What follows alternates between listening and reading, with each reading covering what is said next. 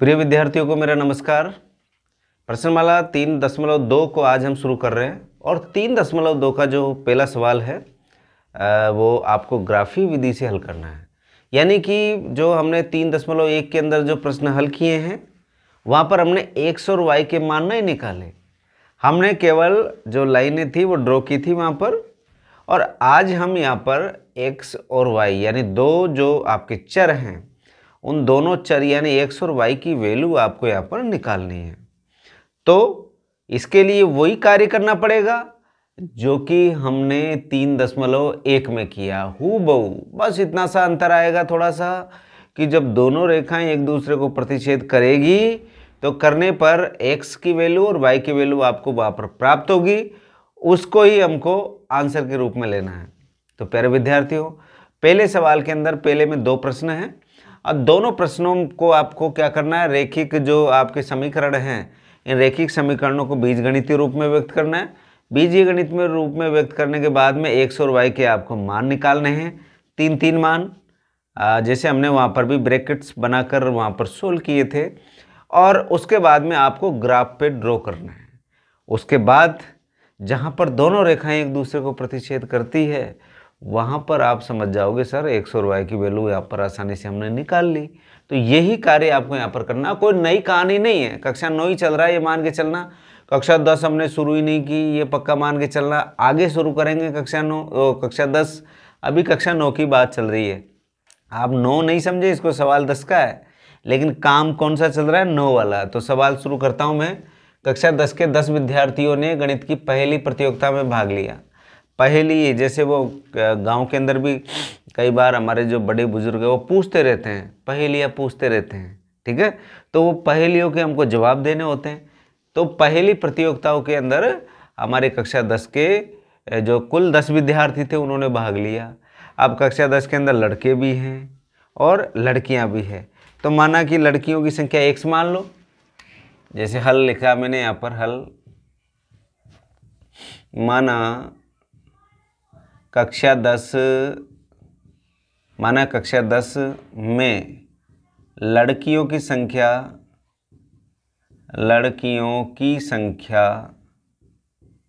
क्या मान ली हमने, x, तथा लड़कों की संख्या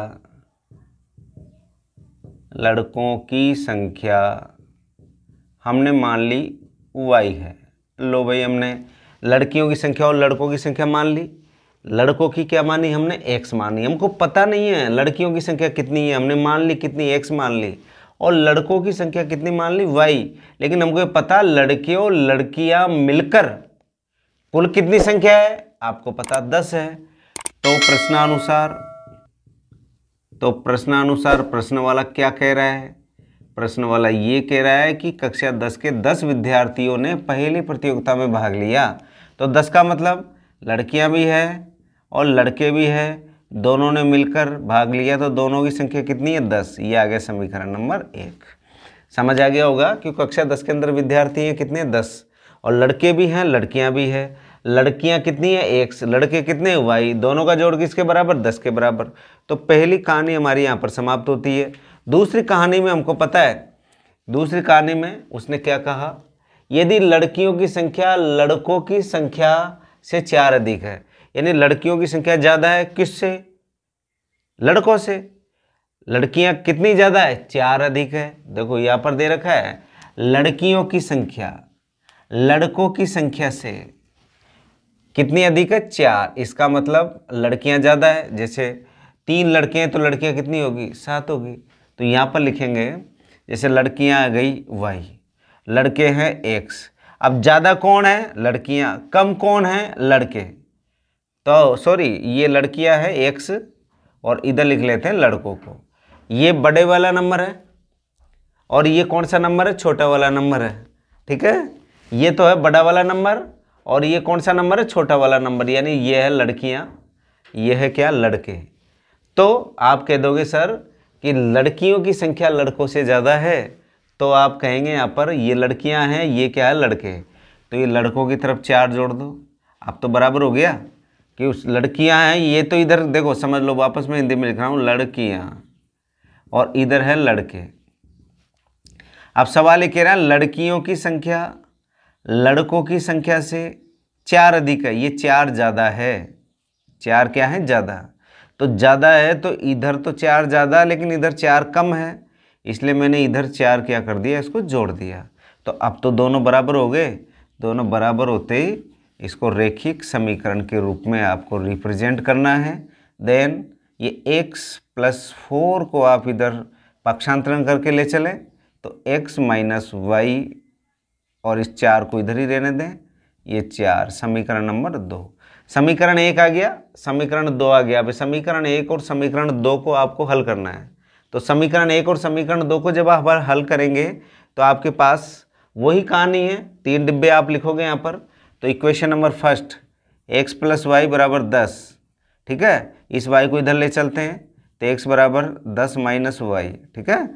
यहाँ पर आप ऐसा डिब्बा बना लें क्योंकि आपको 3 मान निकालने हैं यहाँ पर x और y के, तो ये x और ये y 3 निकालने, 2 नहीं, 2 से आपका सवाल गलत हो सकता है। तो यहाँ पर सबसे पहले y की वैल्यू रख लो, तो यहाँ पर रखेंगे y बराबर कुछ भी रख लो, 1 रख लो, 2 रख लो, 3 रख लो, लेकिन थोड़ा बड़ा रखें कि मान छोटा प्राप्त हो आपको। जैसे मैंने रख दिया 2, y बराबर 2 रखने पर ये 2 रखता हूँ तो x बराबर 10 - 2 बराबर 10 में से 2 गया तो कितना बचा 8, y की वैल्यू 2 तो x की वैल्यू कितनी हो गई 8। अब y बराबर कितना रख दो, 3 रख दो, 3 रखने पर तो x बराबर 10 - 3 तो 10 में से 3 गया तो कितना बचा 7। अब y की वैल्यू कितनी रखी है आपने 3, तब x की वैल्यू कितनी आ गई 7। अब देखो y की वैल्यू कितनी, आपने 3 रखा था, अब y बराबर 4 रख दो, 4 रखने पर तो x बराबर 10 - 4 तो कितना बच गया 6। तो लो ये आपके पास y की वैल्यू 4 और x की वैल्यू कितनी आ गई 6। पहली टेंशन हमारी दूर हो गई। यहाँ पर आपने ये वाला समीकरण पूरा किया, आपने 3 वैल्यू यहाँ पर निकाल ली, x की वैल्यू 8 फिर 7 फिर 6, देन y = 2 3 एंड 4। अब आता है अपना सेकंड वाला इक्वेशन। सेकंड वाले इक्वेशन में आपको दे रखा है x - y = 4, देन y को आप ट्रांसपोजिशन कर दो यानी पक्षांतरण कर दो तो x बराबर आ गया 4 + y। वही आप ऐसा डिब्बा बना लो क्योंकि आपको डिब्बा बनाना ही बनाना है, क्योंकि x और y की आपको वैल्यू निकालनी है, ये x और ये क्या y, ठीक है। अब यहाँ पर y की वैल्यू रख दो, y बराबर 1 रख दो, 1 रखने पर तो x बराबर 4 + 1, 4 में 1 जोड़ा कितना हो गया 5, तो y बराबर 1 और x बराबर कितना हो गया 5 आ गया। अब y बराबर 2 रख दो, क्योंकि रखना है आपको तो कुछ भी रखो, ऐसा नहीं मैंने 2 रखा तो आप भी 2 रखें, आप स्वतंत्र है, कुछ भी रख सकते हैं यहाँ पर। तो यहाँ गया x बराबर 4 + 2, 4 और 2 कितना हो गया 6, तो y की वैल्यू 2 और x की वैल्यू कितनी हो गई 6। अब y बराबर 3 रख दो, 3 रखने पर तो यहाँ पर x की वैल्यू देखो 4 + 3, 4 और 3 कितना हो गया 7, तो ये आ गया 3 और ये कितना आ गया 7।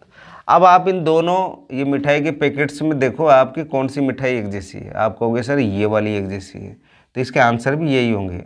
ये अपना एक आइडियोलॉजी लगाइए, ऐसा नहीं है कि यही होंगे, लेकिन आप कन्फर्म मान के चलना।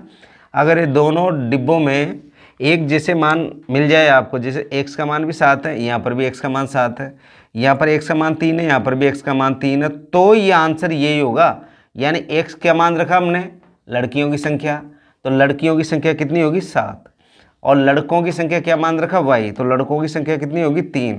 बट आपको तो वो पूछ कौन सी विधि से रहा है, वो पूछ आपसे रहा है ग्राफीय विधि से। कौन सी विधि से हल करना है आपको, ग्राफीय विधि से। तो ग्राफ खींचना है, तो आप ग्राफ खींचोगे तो ग्राफ पेपर आपको बोर्ड एग्जाम में मिलेगा, वहाँ पर उस ग्राफ पेपर में बीचों बीच में से हम 2 लाइनें खींच देते हैं। ये तो x अक्ष, ये x डैश अक्ष, ये y अक्ष और ये y डैश अक्ष, ये होता है मूल बिंदु ओरिजिन पॉइंट। इसके निर्देशांक आपको पता है 0,0 होते हैं, क्योंकि यहाँ पर दोनों लाइनें एक दूसरे को मिलती है, तो x की वैल्यू भी 0 और y की वैल्यू भी 0 होती है। देन आगे बढ़ते हैं हम, यहाँ पर पैमाना लिखना पड़ेगा। अब देखो सारे मान 10 से छोटे हैं, तो आप पैमाना x अक्ष बराबर 1/खाना मान के चले आप, तो यहाँ पर पैमाना लिख दें, दोनों में एक जैसा, x अक्ष व y अक्ष पर 1/खाना बराबर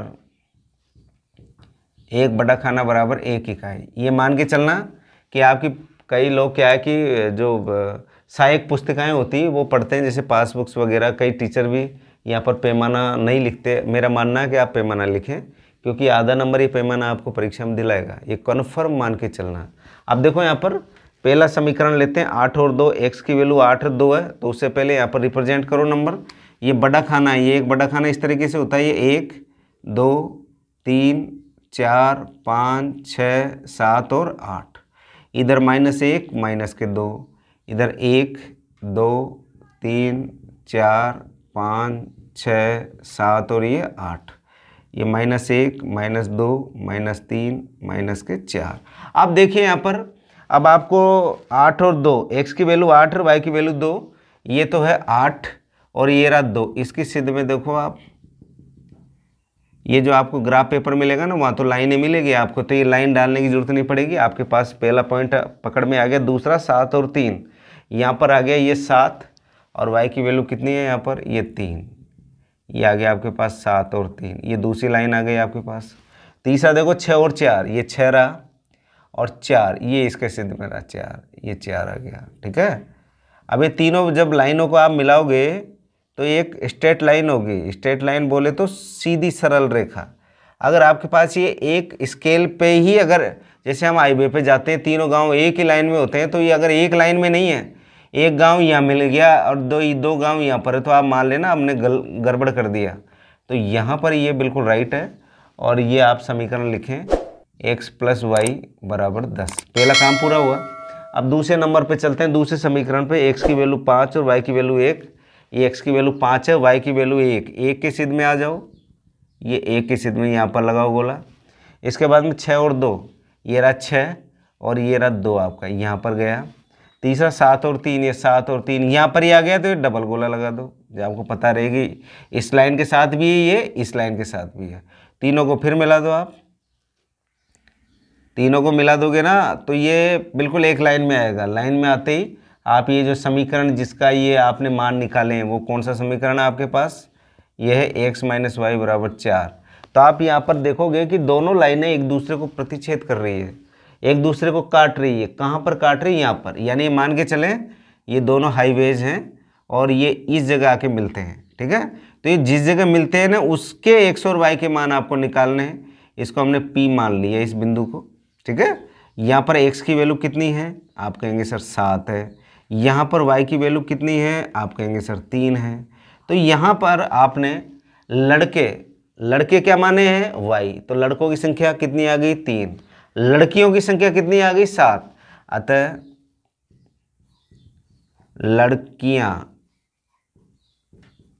लड़कियों की संख्या आपके पास आ गई, कितनी आ गई, 7 आ गई, ये 7 आ गई। और लड़कों की संख्या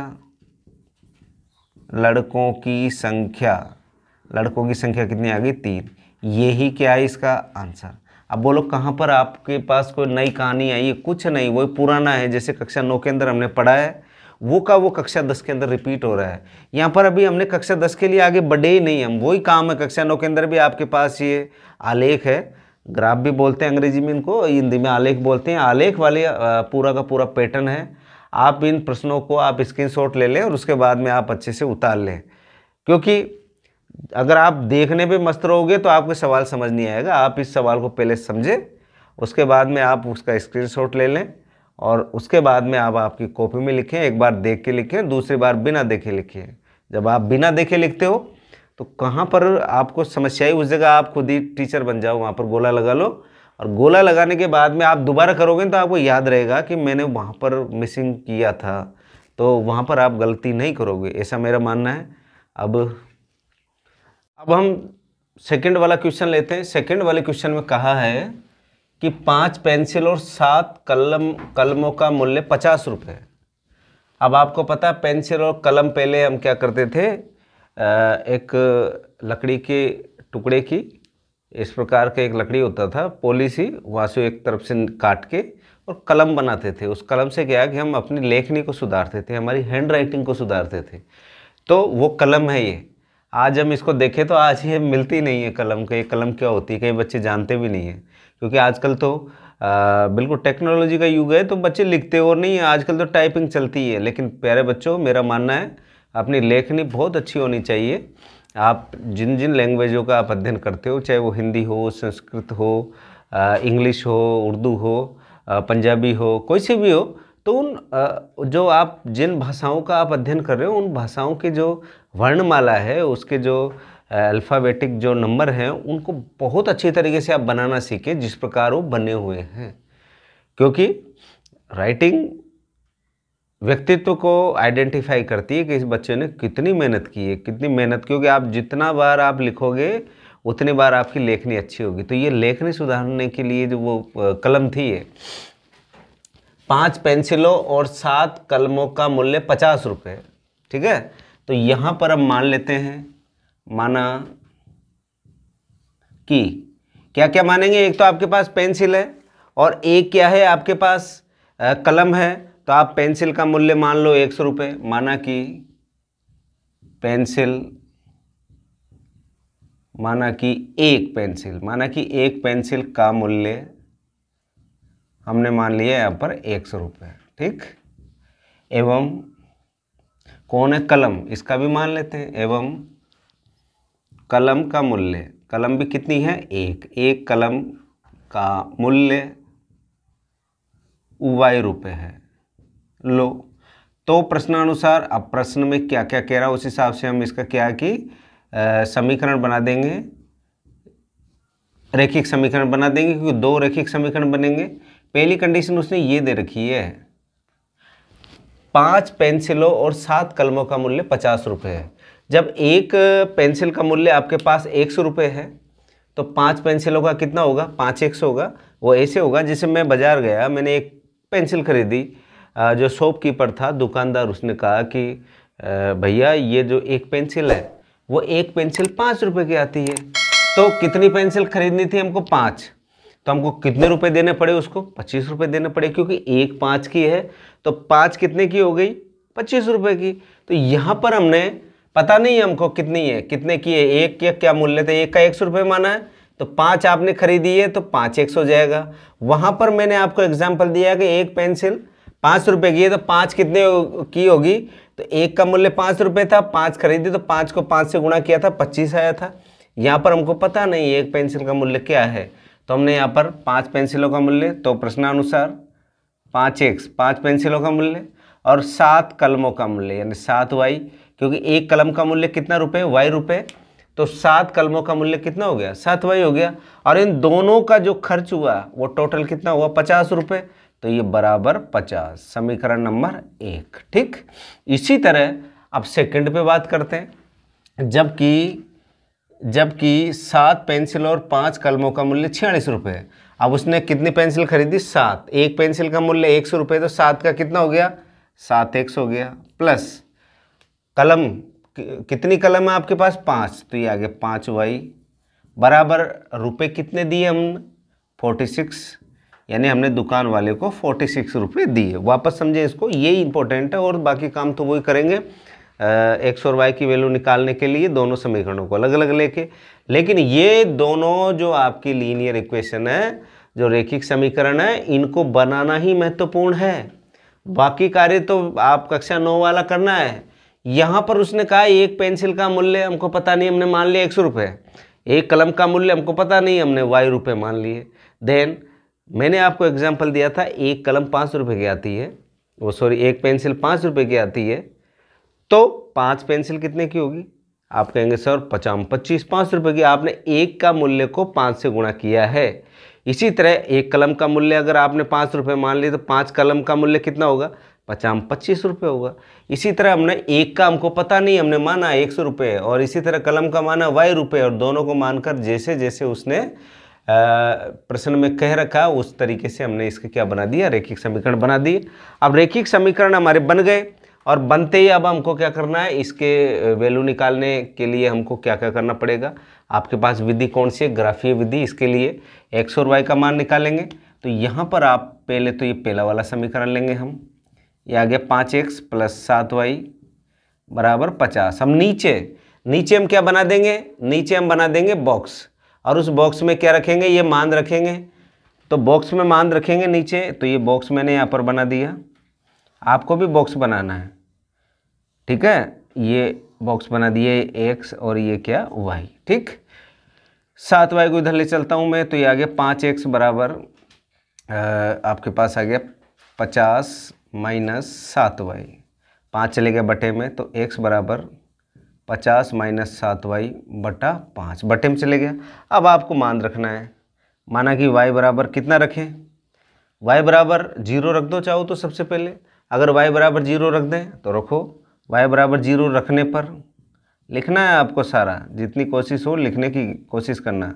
तो x बराबर 50 माइनस 7y, उस y की 7 की जगह क्या लिखें, और 7 के आगे गुणा में क्या रखेंगे, 0 को 5, तो आ गया 50 बटा 5। कितना भाग लगा तो कितना हुआ 10। तो आपने क्या रखा, y की वैल्यू कितनी रखी, 0।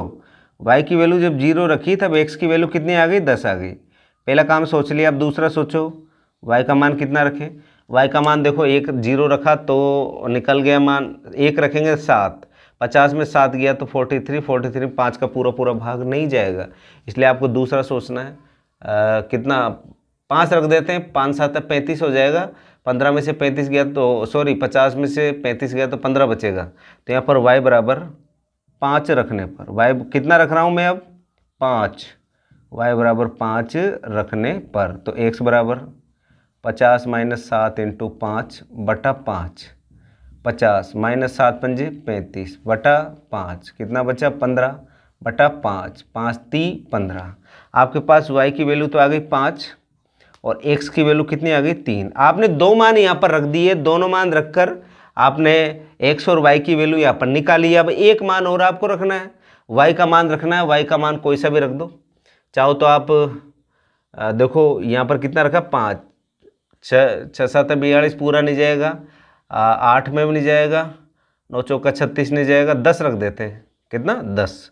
तो y बराबर 10 रखने पर, 10 क्यों रखा, क्योंकि मुझे पता है कि छोटी संख्या में भाग जाएगा लेकिन दशमलव में जाएगा, दशमलव हमको लानी नहीं है। x बराबर 50 माइनस 7 इंटू 10 बटा 5, यह आ गया 50 माइनस 7 को 10 से गुणा किया 70 बटा कितना हो गया, आप कहेंगे सर 5, ये माइनस का 20 बटा 5 और कितना हो गया 4, माइनस का 4। आपने y की वैल्यू कितनी रखी थी, आप कहेंगे सर y की वैल्यू हमने 10 रखी थी, तो x की वैल्यू कितनी आपके पास निकली है, माइनस का 4। आपने एक जो समीकरण था फर्स्ट, इस फर्स्ट समीकरण का आपने पूरा का पूरा हल यहाँ पर निकाल लिया। अब चलते हैं इसका सेकंड वाले समीकरण की ओर। ये देखो सेकंड वाले समीकरण में हमको मान निकालना है, तो सेकंड समीकरण है आपके पास 7x प्लस 5y बराबर 46। ठीक है, अब क्या करते हैं, अब इस 5y को इधर भेज लेते हैं, तो ये आ गया 7x बराबर 46 माइनस 5y और 7 चल जाएगा बटे में, तो x बराबर 46 माइनस 5y अपॉन 7। अब वही आप डिब्बा बना लो ब्रैकेट, क्योंकि आपको दो वैल्यू निकालनी है, x की और किसकी निकालनी है, y की। ठीक है, यानी वही कार्य दोहराना है हमको। अब यहाँ पर सोचना है हमें कि y की वैल्यू हमको क्या ले, जिससे कि हम आसानी से निकाल लें। तो जैसे मैंने यहाँ पर लिख दिया 12, y की वैल्यू मैंने 12 ली, y बराबर 12 रखने पर, अभी मैं बताऊँगा 12 क्यों ली मैंने। तो x बराबर 46 माइनस 5 इंटू 12 बटा 7, 46 12 पंजो 60, ये 7 कितना बच गया, माइनस का 14 बटा 7 कितना आ गया, माइनस का 2। यहाँ पर माइनस का 2, यानी y की वैल्यू आपने कितनी रखी थी 12, तब x की वैल्यू कितनी आई, माइनस का 2, तो ये आ गई 12 और ये आ गया माइनस का 2। y की वैल्यू रखी थी आपने 12। अब दूसरा आपको सोचना है कि y की वैल्यू कितनी रखें। y की वैल्यू देख लो, और 0 रखेंगे तो नहीं पड़ेगी पार, 1 रखेंगे तो भी नहीं जाएगा भाग, क्योंकि 5 दूना 5 एकम 5 41 नहीं जाएगा, 2 रखेंगे तो 36 में नहीं जाएगा, 3 रखेंगे 5 3 15 नहीं जाएगा, इधर 4 रखेंगे 20 और कितना 26 इसमें नहीं जाएगा। अब 5 50 25, 46 में 25 21 बना, तो 5 रखते हैं, तो y बराबर कितना रखने पर, 5 रखने पर सॉरी। देन अब x is equal to 46 minus 5 into 5 upon 7, then 46 minus 5 5 जा 25 अपॉन 7, देन अब घटाओ इसको, कितना हो गया 21 बटा 7, क्योंकि 6 में से 5 गया तो 1, 4 में से 2 गया तो 2, कितने बार गया 3 बार। तो यहाँ पर आपने y की वैल्यू कितनी रखी 5, तो x की वैल्यू कितनी आ गई, 3 निकल के आ गई। अब 5 रख लिया, 5 के बाद में और सोचो क्या रखना पड़ेगा अपन को। तो आप देखो 5 के बाद में 6 में नहीं जा रहा, 7 8 9, माइनस में रख लो, माइनस में रखेंगे तो भी आ जाएगा। देखो -1 नहीं जाएगा, 2 माइनस के 2 रख लो।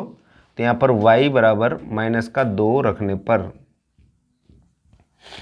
तो x बराबर 46 - 5 इंटू -2 बटा 7, 46 माइनस माइनस प्लस ये 10 बटा 7, कितना आ गया आपके पास 56/7, 7 8 56 यानी 8 बार कट गया।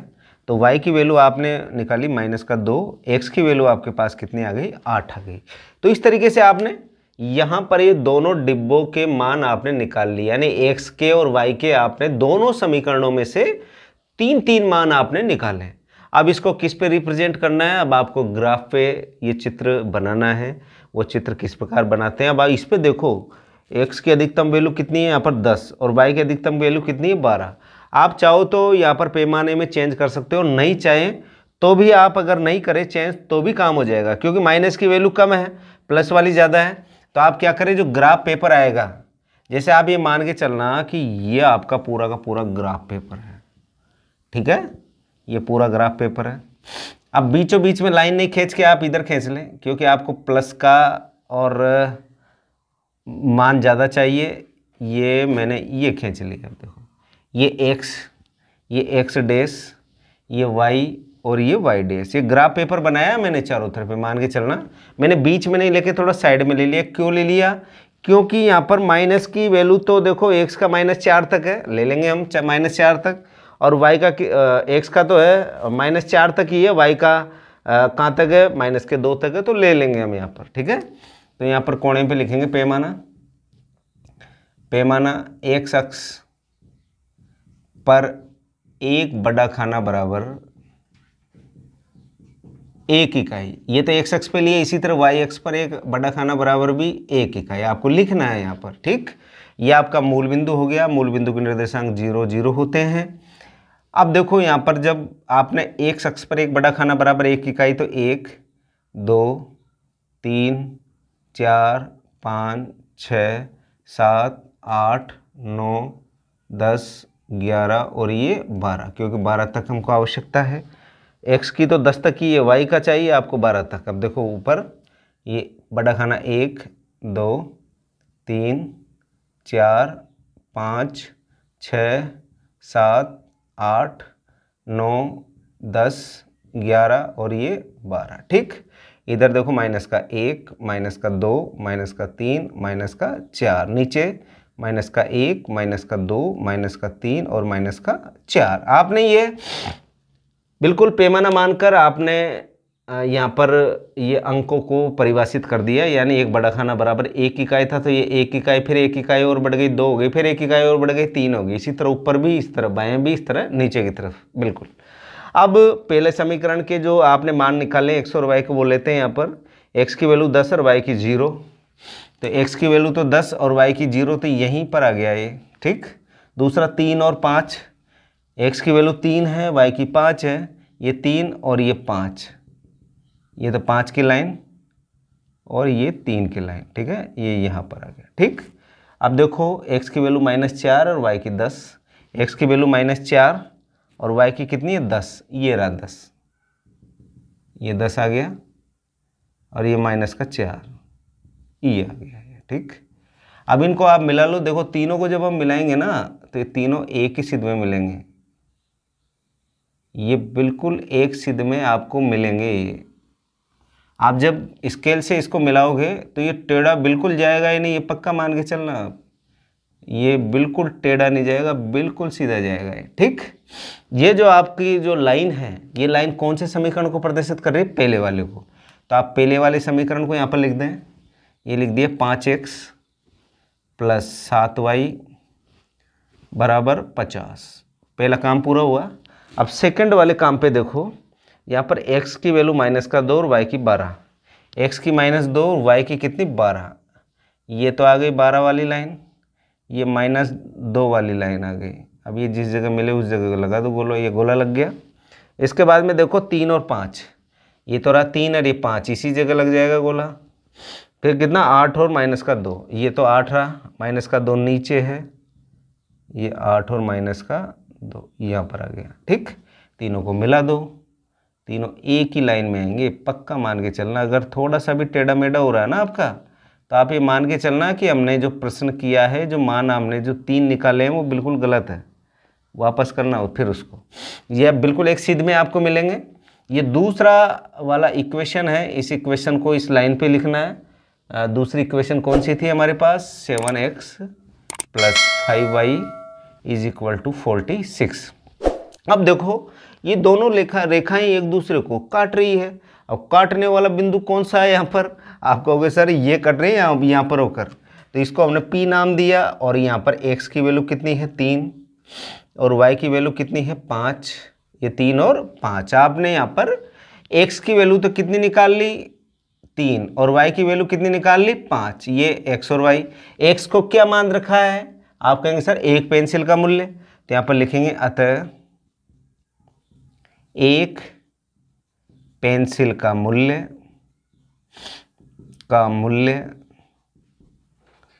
बराबर कितना रुपया, 3 रुपया।